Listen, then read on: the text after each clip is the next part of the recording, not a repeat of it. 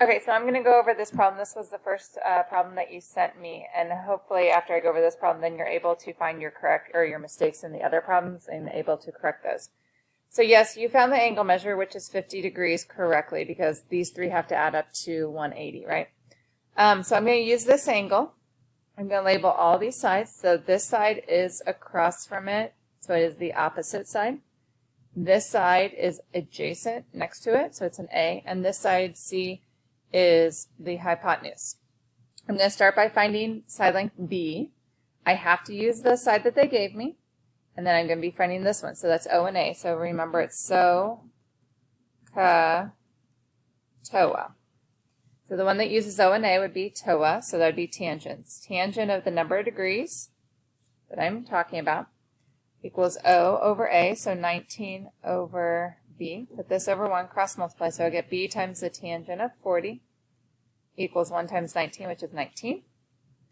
I then want to get B by itself, so I divide by tangent of 40 on both sides. So 19 divided by the tangent of 40 is 22.64, rounded to the nearest hundredth, I believe. Let me make sure. So there's your answer. Yeah, no, to the nearest hundredth. Okay.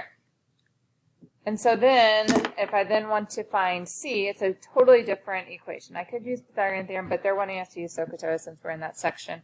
So I now have to use H, and I'm going to use the one that they gave me still, so O and H. So O and H would be sine, so I'm going to do sine of that angle still, so sine of 40 equals O, which is 19, over H, which is C. We don't know that. That's what we're going to find. So we cross multiply, so I get C times the sine of 40 equals 19. I'm going to divide both sides by sine of 40. So really what I'm doing is 19 divided by the sine of 40. And I get that C is equal to 29.56 rounded correctly to the nearest hundredth.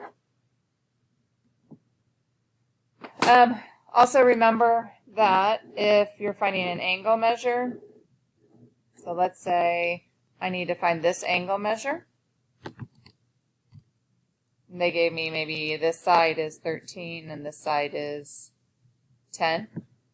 To find that angle measure, so this is adjacent to, this is hypotenuse, so that would be a cosine. That would be inverse cosine, because I want to find an angle measure. Cosine is CAH, C-A-H, so A over that. So I put inverse cosine into my calculator, 10 divided by 13. And that angle measure in there would be 39.72. And once I found that, I subtract it from 90 to find this one, because all three have to add up to 180. All right, hopefully that helps.